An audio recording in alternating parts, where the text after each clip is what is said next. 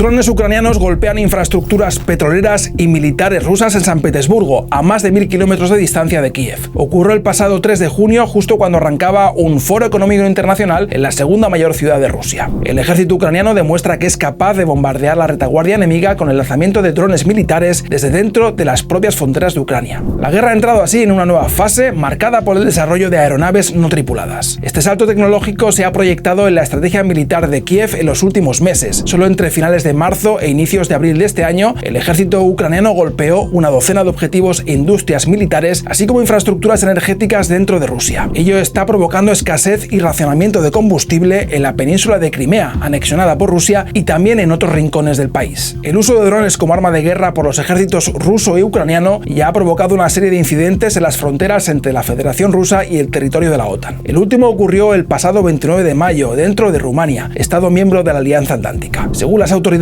rumanas, un dron ruso explotó sobre un edificio de viviendas en la ciudad de Galachi y dejó 2 civiles heridos. Mientras la guerra de drones amenaza con seguir rebasando las fronteras de ambos países, Ucrania y Rusia, con poblaciones cansadas de la guerra y problemas económicos, parecen tener motivos de sobra para buscar una solución diplomática. Kiev y Moscú envían al menos ahora señales de disposición al diálogo. El Kremlin ha confirmado la recepción de una carta abierta de Zelensky a Putin. En ella, el presidente ucraniano invita al ruso a negociar en un tercer país. Se abre así una ventana diplomática para una guerra que ya va camino de los 5 años.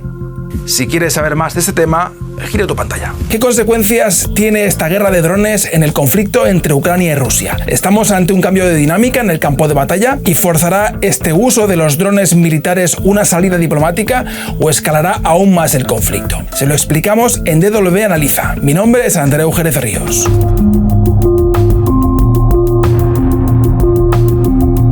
El 1 de junio de 2025, los servicios secretos ucranianos lanzaron la llamada Operación Tela de Araña. Más de 100 drones destruyeron parte de la aviación estratégica de uno de los ejércitos más poderosos del planeta.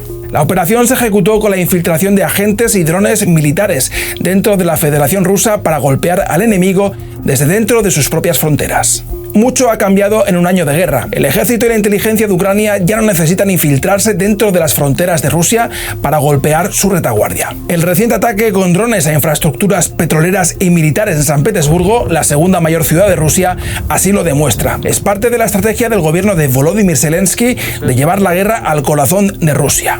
Según el Instituto para el Estudio de la Guerra, un centro de análisis con sede en Washington, Ucrania ha desarrollado o adquirido una serie de modelos de drones militares que le permite ejecutar ataques aéreos en profundidad por un precio mucho menor que el de los misiles de fabricación occidental. Los modelos Bulava y Hornet, con un alcance de 100 y 150 kilómetros respectivamente, amenazan el territorio ucraniano ocupado por Rusia y parte de la Federación Rusa. El modelo FP1 más grande puede volar hasta 1600 kilómetros y alcanza buena parte de la retaguardia rusa en su propio territorio. Pero Rusia es el país más grande del mundo y defenderlo es muy complicado, lo era antes, pero Ucrania ha dado un salto tecnológico este último año con drones de fabricación propia capaces de, lo hemos visto, meterse hasta 1500 kilómetros dentro del país. Hemos visto golpes de drones ucranianos no solo cerca, como en Tuapse, muy cerquita de Ucrania, sino en Perm, en Ekaterimburgo, en Vybor, que es aquí cerca de Estonia, cerca de Finlandia, en el mar Báltico, prácticamente en toda la Europa, toda la Rusia europea. Esto es, de los Urales para el lado europeo, que es básicamente donde vive el grueso de la población rusa y también donde está el grueso de la producción industrial rusa, con lo cual es como, digamos, el corazón industrial y militar de Rusia. Este salto tecnológico ucraniano se ha proyectado en la estrategia militar de Kiev en los últimos meses. Según han documentado las organizaciones estadounidenses Instituto para el Estudio de la Guerra y Critical Threats Project, el ejército ucraniano golpeó solo entre finales de marzo e inicios de abril de este año una docena de objetivos e industrias militares, así como infraestructuras energéticas dentro de Rusia. Tanto Ucrania como Rusia se han dado cuenta del gran potencial que tienen los drones, cual ha ganado una importante ventaja táctica. Los drones son medios comparativamente baratos y con un dron de precio que puede oscilar de 2 por los 200 euros o 1.000 euros, muy baratos, pues pueden alcanzar objetivos muchísimo más valiosos y a una gran profundidad. Y además de eso, pues ya no solo es que Ucrania se ha dotado de una gran cantidad de drones, sino que ha desarrollado un montón de procedimientos y de métodos de empleo. Es decir, el uso cada vez es más sofisticado, cada vez más complejo, etc. Podemos decir que Ucrania está en una situación de una relativa ventaja táctica con respecto a Rusia en el campo de batalla.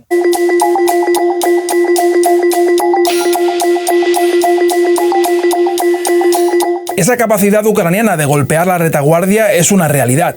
Se ha convertido en una de las dificultades que blogueros militares rusos reconocen abiertamente en sus canales de redes sociales y también en servicios de mensajería como Telegram. Este fragmento de un análisis del bloguero Rivar es un claro ejemplo. The situation is further complicated by the overall width of the front for which the Eastern Group of Forces is responsible, as well as regular AFU drone strikes on supply routes, which hinders the concentration of forces necessary for confident advancement. Los ataques con drones contra infraestructura energética rusa están generando escasez y racionamiento de combustible, por ejemplo, en la península de Crimea, anexionada por Rusia, y también en otros rincones del país. A pesar de que Rusia responde con duros bombardeos contra Kiev y otras ciudades ucranianas, el presidente Volodymyr Zelensky asegura que su ejército está consiguiendo recuperar territorio. Esa narrativa, alimentada por la guerra de drones ucraniana contra la retaguardia rusa, está siendo asumida por parte de los socios occidentales de Ucrania. La jefa de la diplomacia de la Unión Europea, la estonia Kaja Kallas, dijo, por ejemplo, en una reciente entrevista con el semanario alemán Der Spiegel, que Rusia está en un callejón sin salida en esta guerra. Esa narrativa alimenta la idea de que la dinámica en el campo de batalla ucraniano podría estar dando un giro y de que Moscú podría verse obligado a reformular sus objetivos estratégicos en unas eventuales negociaciones de paz. Tenemos que distinguir un poco es la guerra informativa que tiene lugar, porque si vemos el lado ruso también está diciendo que está ganando y Ucrania está a punto de perder la guerra. Ucrania dice todo lo contrario, pero la realidad es que sí, los ataques de largo alcance tienen un efecto, pero este efecto no es suficiente para hacer a Kremlin cambiar su estrategia. Estos golpes sí que hacen que el mando ruso tiene que pensar en los recursos, cómo utilizar los recursos, pero no va a cambiar el rumbo de la guerra. Hay que poner las cosas en contexto y en perspectiva, y yo personalmente tampoco creo que el dron vaya a ser el arma definitiva que vaya a poner fin a la guerra y que vaya a suponer una revolución en la guerra. Evidentemente la guerra cambia por la introducción de los drones, pero es cuestión de tiempo hasta que Rusia haya encontrado una respuesta, una solución a este problema táctico. Pero yo no me atrevería a ser tan triunfalista como para decir que esto le va a dar la victoria en la guerra a Ucrania, porque las ventajas rusas sobre Ucrania en potencia industrial, en demográfico, etcétera, siguen estando ahí, ¿no? Yo creo que eso no va a cambiar.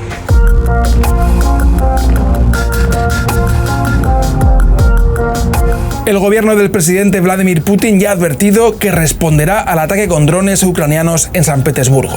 Precedentes similares en esta guerra permiten prever que Rusia responderá con ataques aéreos contra centros urbanos ucranianos y contra infraestructura civil vital como la energética. Es decir, el Kremlin hará muy probablemente sufrir a la población civil ucraniana. Es la respuesta a la estrategia de Zelensky de devolver la guerra al lugar de donde vino.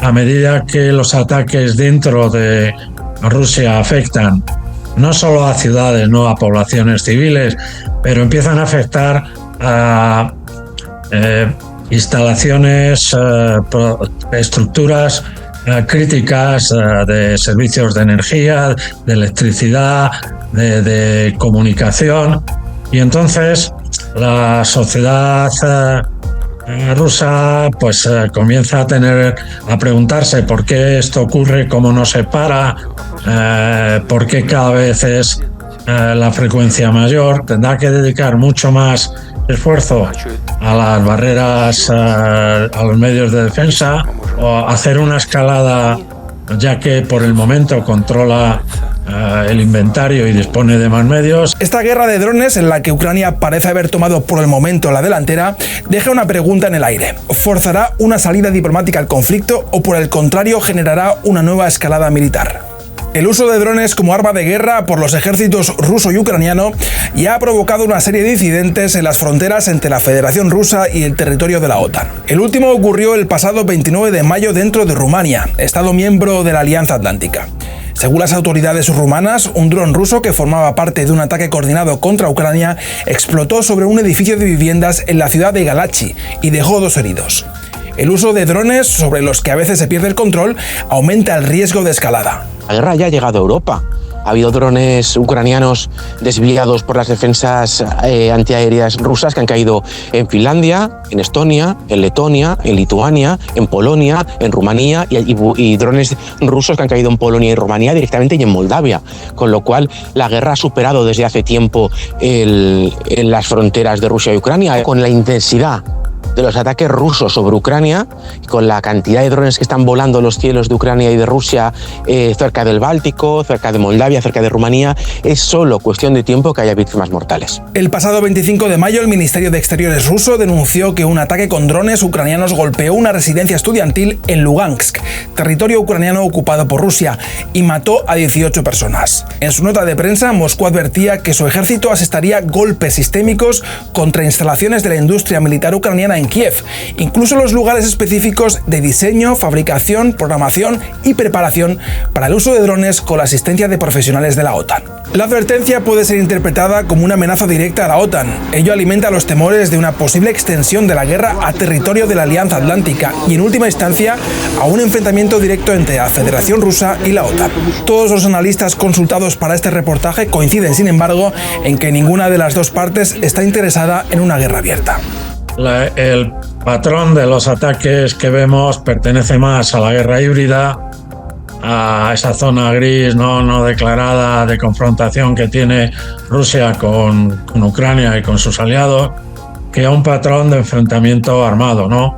Tanto la OTAN como la Unión Europea hoy por hoy tratan de evitar considerar esto como ataques intencionados contra la población y el territorio, porque eso lógicamente obligaría, ¿no?, a escalar en el enfrentamiento. No hablamos de misiles intercontinentales como en caso de la Guerra Fría, hablamos de drones que no pueden hacer tanto daño. Por eso creo que ahora, por parte de la OTAN está intentando de crear defensas, también aprender de Ucrania, pero nunca se habla, digamos, directamente de una respuesta militar. Entonces, yo diría que la posibilidad de una escalada en este sentido es muy poco probable. Si hablamos de un misil en el territorio de la OTAN, eso sí que podría desencadenar una reacción que podría llevar a un conflicto abierto entre Rusia y la OTAN. Ucrania y Rusia, con poblaciones cansadas de la guerra y problemas económicos, parecen tener motivos de sobra para buscar una solución diplomática, pero la voluntad política brilla de momento por su ausencia. Mientras, la guerra de drones amenaza con seguir rebasando las fronteras de ambos países. Kiev y Moscú envían al menos señales de disposición al diálogo. El Kremlin ha confirmado la recepción de una carta abierta de Zelensky a Putin. En ella, el presidente ucraniano invita al ruso a negociar en un tercer país, como Suiza, Turquía o un estado árabe. Se abre así una ventana a la diplomacia. Для юридического анализа